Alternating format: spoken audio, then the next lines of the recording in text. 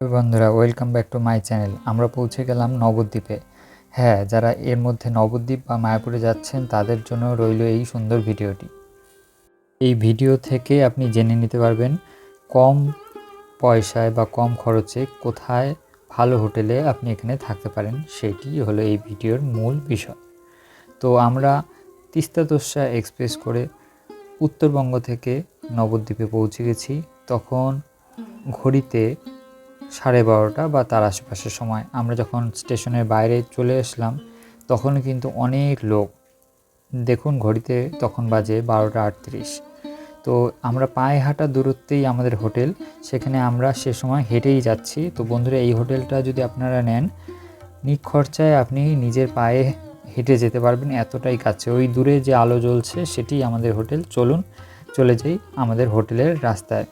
এই হোটেলটি কিন্তু শিলা প্লাজা এবং সেটি রয়েছে ব্যাঙ্ক অফ ইন্ডিয়ার যে এটিএম তার একদম অপোজিটের যে একটা চাপা গলি আছে, সেই গলির মধ্যেই তার এন্ট্রান্স। চলুন এবার ভেতরে যাওয়া যাক, হোটেল শিলা প্লাজার ভেতরে তারা আমাদের অপেক্ষায় আছে কিনা। তো চলুন এবার ভেতরে যাই।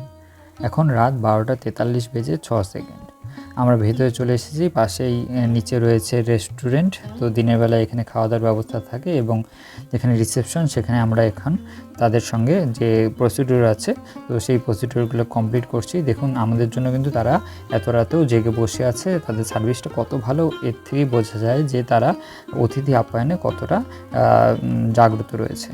তো এই আমাদের এই প্রসেসিং হয়ে গেল, তারাই আমাদের ট্রলি এবং লাগেজ সমস্ত কিছু আমাদের ঘরে পৌঁছে দিচ্ছে। দোতলায় আমরা ঘর নিয়েছিলাম, আর নিচে ওই যে দেখা যাচ্ছে ব্যাঙ্ক অফ ইন্ডিয়ার এটিএমটি।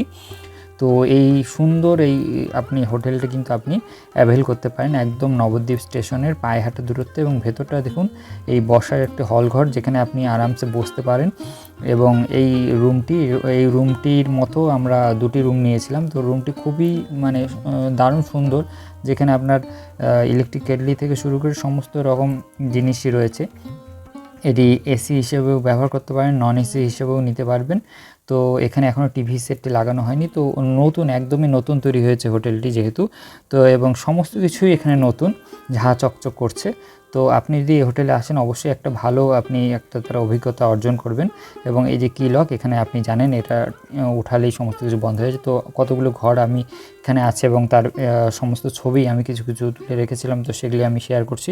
তো হোটেলটি অবশ্যই আপনার খুব ভালো লাগবে এবং সাধ্যের মতো বাজেট ওই 1000 থেকে 1500-এর মধ্যে আপনার প্রতিটা রুম পড়বে। এখানে আমি তার একটা ফোন নাম্বার আমি দিয়ে দিলাম, আপনি চাইলে পরে এখানে সরাসরি যোগাযোগ করতে পারেন। আর এখান থেকে কিন্তু আমি দেখাচ্ছি যে ব্যাঙ্ক অফ ইন্ডিয়ার এটিএম ঠিক অপোজিটে। আর আপনার স্টেশন থেকে এটার ব্যাঙ্ক অফ ইন্ডিয়ার যে এটিএম সেটার দূরত্ব ধরুন 200 মিটার বা 100 মিটার। তো এই ব্যাঙ্ক অফ ইন্ডিয়ার সামনের রাস্তাটি, এখান থেকে হোটেল শিলা প্লাজা, এবং এই রাস্তাটি একদিকে চলে গেছে নবদ্বীপে বাজারের দিকে এবং আরেক দিকটা চলে গেছে স্টেশনের দিকে। তো আপনি যদি এখানে আসেন দিনে অথবা রাতে, আপনার কিন্তু যোগাযোগ কমিউনিকেশন খুব ভালো, এবং এখান থেকে আপনি ট্রেনে যখন উঠবেন সেটাও আপনার ক্ষেত্রে খুব ভালো হবে। এবং এই পাশেই রয়েছে সবুজ হিন্দু হোটেল, আপনি ওখানেও ওই হোটেলের নিচে রেস্টুরেন্ট, সেখানেও খেতে পারেন অথবা এখানেও খেতে পারেন।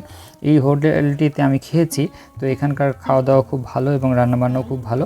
আপনি চাইলে পরে এই একদম হোটেলের পাশে এবং স্টেশনেরও পাশে, তো নবদ্বীপের এই খাওয়ার হোটেলেও কিন্তু আপনি কিন্তু খেতে পারেন। এখানে বিভিন্ন রকমের খাবার আপনি এখানে পেয়ে যাবেন এবং সবই বাজেটের মধ্যে। তো আপনি অবশ্যই এখানেও ট্রাই করতে পারেন এই সবুজ হিন্দু হোটেল। তো আজকে এই ভিডিওটি এখানেই শেষ করছি। পরবর্তী ভিডিওতে আমি মায়াপুর আপনাদের দর্শন করাবো। Thank you.